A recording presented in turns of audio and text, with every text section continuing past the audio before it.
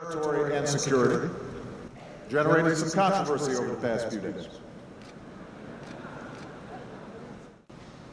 And for us to have leverage with the Palestinians, to have leverage with the Arab states and with the international community, the basis for negotiations has to hold out the prospect of success.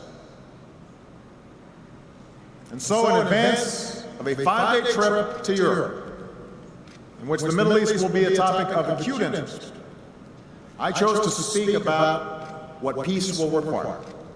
What did you think President Obama's speech did to the rift that started with the original meeting? Well, I think it helped contribute to addressing some of the issues. I don't think it's such a deep rift. I think there are disagreements on issues, but on the fundamentals, I think that there is agreement. I know the meeting between the Prime Minister and the President went better than I think either one expected, that there was really many more areas of agreement. Now we'll have to see as they move ahead that we put this behind us and recognize that overwhelmingly the United States and Israel share concerns, values, history, and that together they can face the future much more effectively. When Obama is lying through his teeth and stabbing Israel in the back. Oh, the new version. We got the version on Thursday. Here's the new version, the cleaned up version. Didn't work. Nobody's buying into this crap. How are you going to divide Jerusalem and give it to the people who danced in the streets after 9/11? You're going to take our covenant doesn't mean anything and attack our faith, and we have to give it to the slime that's there doing what? Saying they want to kill Americans and kill Israel? I mean, what is this? And then we have to divide the country altogether. So there's a corridor between Hamas and Gaza and Fatah, both of them who are bent on Israel's destruction. And then you have your beloved Führer telling AIPAC, no less, oh, we're on your side for security. What security is there if you're attacking our faith? You coward. You won't open up your mouth about Jews and Christians and Hindus and Buddhists being murdered by these Muslims and fanatics. And the bottom line is, Obama...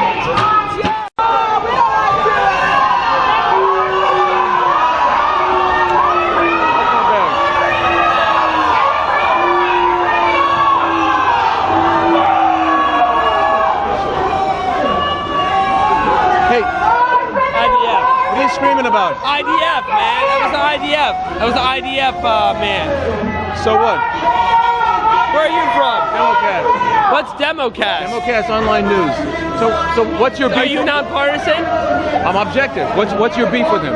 Beef with the IDF? Yeah. All you gotta look is Operation Cast Lead and the Gaza Strip. What does Hamas, part of the coalition government, want? Oh my God. Hamas? I can't speak for Hamas, man. What does their charter say they want? I don't know what a damn charter. You know what? It calls for the destruction of the state of Israel, right? Obviously, you're not nonpartisan, man. No, I'm asking you. Why are you here? Why am I here? Because I support the Palestinian people. I am opposed to apartheid.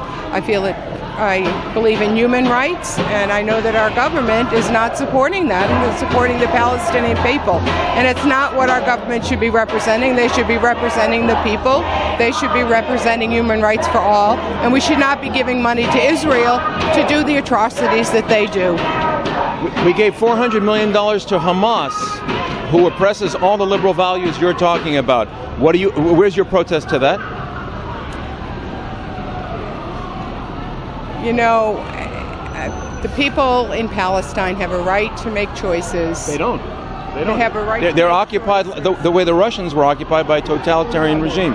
They're occupied, and they're allowed to. They did elect Hamas, and that's their choice. And when you oppress people in this way, that you get oppression back. So. And they're no more of a terrorist organization than our own government is. Than the U.S. government? Yes. The U.S. government is equivalent to Hamas, you're saying? But if we hope to advance peace with the Palestinians, then it's time that we admitted another truth. This conflict has raged for nearly a century because the Palestinians refused to end it. They refused to accept the Jewish state.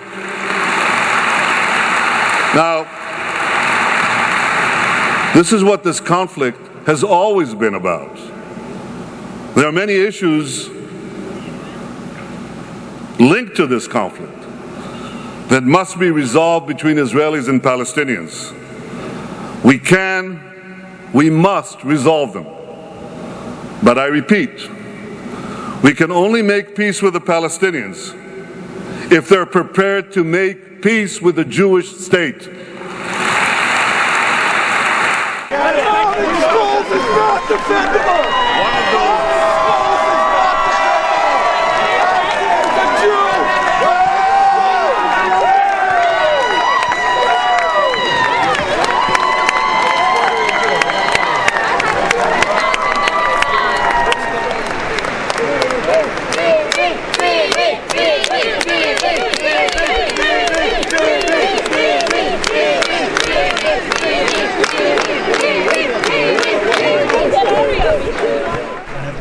You think they have these protests in Gaza? What a way to get a standing ovation. Events in the region are opening people's eyes to a simple truth. The problems of the region are not rooted in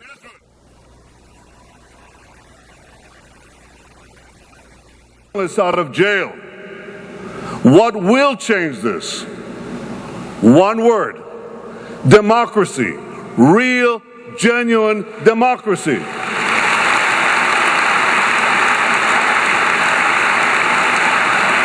And by democracy, I don't just mean elections. I mean freedom of speech, freedom of press, freedom of assembly, the rights for women, for gays, for minorities, for everyone. What the people of Israel want